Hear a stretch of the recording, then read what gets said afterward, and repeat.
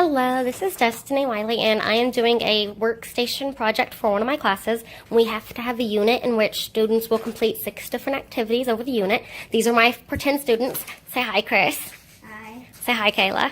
Hi. They're kind of excited. All right, we're going to start showing you the different stations. Can you please go to your station and wait? Okay. This is Station 1. Station 1 is a... Wait, this is my turn. Hold on. Station 1 is a station that students will complete the art activity of creating a calendar. Students will come into the station and they will roll a dice. Can you please roll your dice, please? All right, you got the number 2. So that means you will pick up the even station. For Station 2, there's a direction on each side of the card. It says you must create a calendar using your favorite month with a picture. All right? So, for example, in December, you would write December, draw a train, make some squares. So can you pretend like you're doing that for me, please? I'm not really going to have them take the time to do this because the video would be really long and hard to upload. Okay, good job. Now, I want students to also complete the other activity. So we're going to pretend that you rolled an odd. Good job. There's number 3. Can you pick up what the card out of activity 1 says? Okay, in this station, the students will create a little mini calendar cheat sheet book. They have a day, and then each page is a different month, and they can write down some of the very important holidays from that month. This station is very great for students who are linguistic and verbal writing because you're writing, you're drawing. It's great for kinetic because it's a hands-on approach. It's very visual. You can see your different things out close. It's not as abstract. It allows for gifted and talented students to show creativity, and it is a very high level of blooms because you are applying your knowledge of these different calendar aspects. Okay, now we're going to head over here to Kayla at Station 2. Station 2, students will play songs and play the songs, and then they're going to write down the name of the song they played and write down the words to it. So Kayla is here to show you how Station 2 works. All right, we are going to hit the play button on Station 2.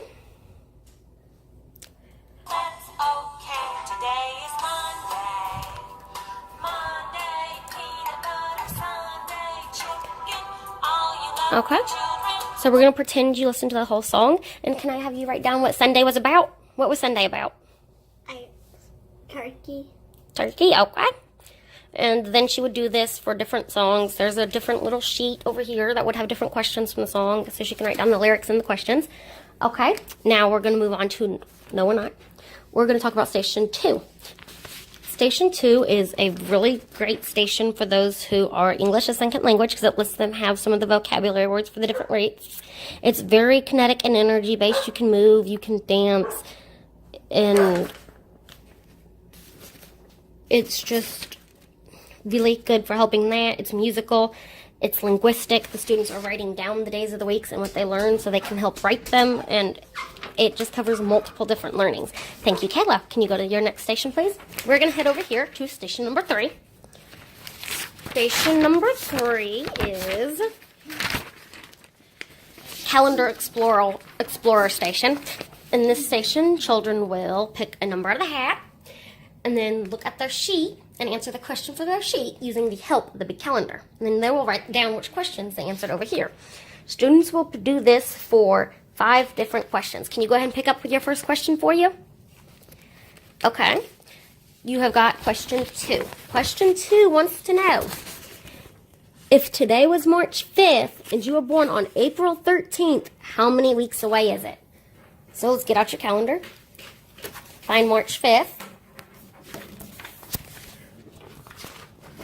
Okay, good job. Your birthday's March 5th. So how many weeks is it until April 13th? Can you count them down? Like this.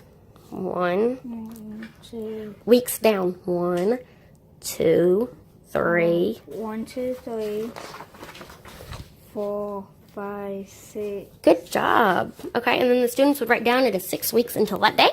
And they will do this for 5 different questions. I'm not really going to make you do all 5 questions because it would make the video really hard to upload. I'm just giving an introduction to my classes, my holders. And in this station, it hits multiple levels of bloom. It goes from recalling how many days are in March to pretending your birthday was so many days and having to apply that knowledge of, oh, what is a week and how long down is it? Does it go? It's very high-level critical thinking for some of these questions. You not only have to look at the calendar, but you have to know how a calendar works, that a week goes across and down, that months are each different one. And so it hits critical levels. It's very visual and tactile. You can see the calendar. You can use it to help you count the answers like he was doing for counting the months. It's tactile. You're actually using hands-on with it. And it's very linguistic because you're writing your answers so you can check them against that. And it even includes some logical and mathematical skills because you're counting weeks, you're counting months, you're following the patterns of a week is Sunday through Saturday, etc. So this is a very diverse station that can be used for children of all different levels. Okay, we are going to head over here to Kayla at Station 4. Okay, Station 4 is, if I can get her back on track, please put up the book. Okay, Station 4 is my folder game station. In this folder game station, students will complete each different activity. There's 2 activities. In the first activity, you are putting the cards in correct orders for the months. Like she can get it open. There we go.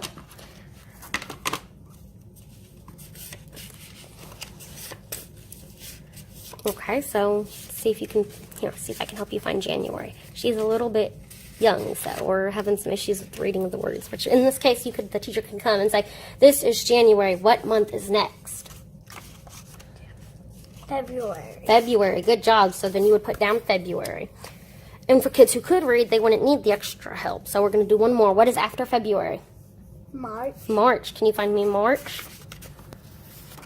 Good job. All right, and after the students complete this activity, they would write it down in their folder. Their folder is going to be with them with each station.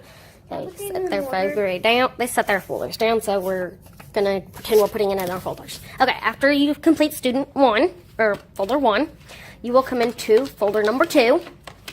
And folder number 2 is a matching vocabulary words. All right, so do you think you can read these, or do you need me to help you read these? I need your help. Okay, this is a day. Is a day the time you wake up, from the time you wake up to go to bed, or is it what you call Saturday through Sunday?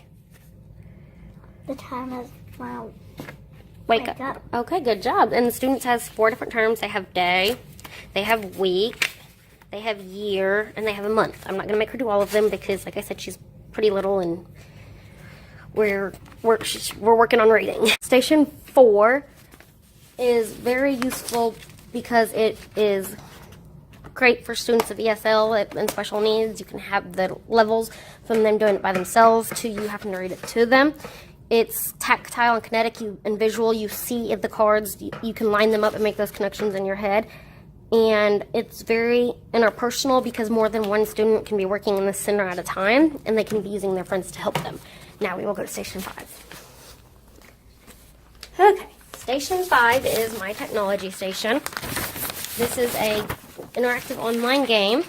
The student will play the game, and when the timer stops, they will turn off the timer. The game is going to help understand calendar effects. So can you go ahead and hit play on your game, please? Find the first day. The activity is scheduled. Okay, go ahead and hit the next button so we can get it going. But it gives you these different questions. If you get it wrong, the activity is not scheduled, and you will not be able to go. Okay, so go ahead and hit the next button. Press the next button to get started. Go ahead and hit the next button. Click on 10 activities you would like to do. Okay, let you pick some of your activities. It'll let you pick some of your activities, so just go ahead and click on a few.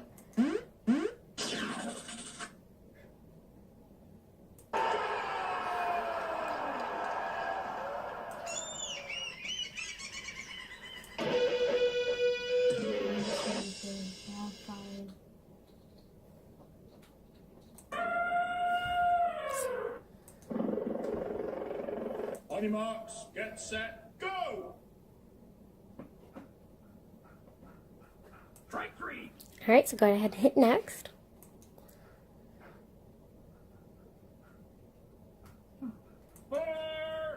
There we go. All right, so it's going to ask you the different questions. What is the first Sunday of that month?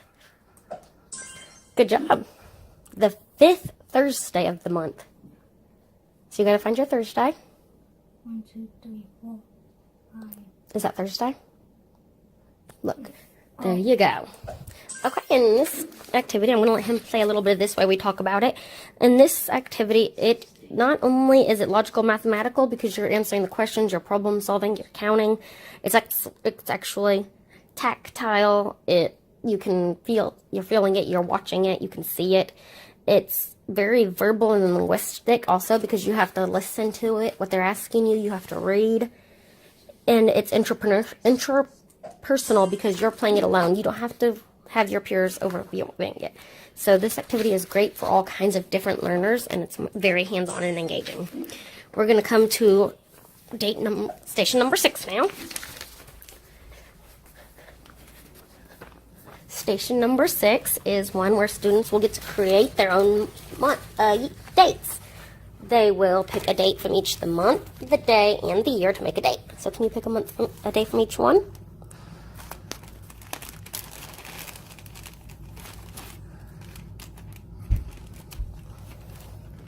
I didn't look. You didn't even look. You're going to have to look when you get done. Here's your day, sweetie.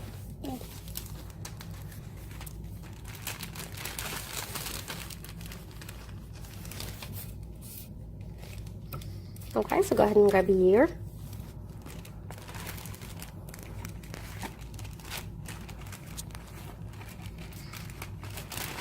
I know it's something for these. These are called digging bags.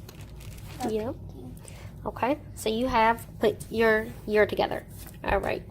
So you know that each one starts with a month, so you picked out. January. Good. 4th. Okay. 2010. Good job. So this activity is logical mathematical. You're creating your own dates. You have to know the logics of the month goes, then the day, then the year. It's very tactile because you're physically doing it. It's a little spatial because you'll have to move the words so you can remember, hey, I had to put this one first, this one second, and this one third. It's a little bit to help children with dyslexia and ESL and those who are struggling because you can see it. It breaks it down nice and easy. You're not just writing down things. You're moving it and then comparing it and writing it down. So that is my Station 6. I would like to thank you all very much for all the help you have done. Thank you, kids.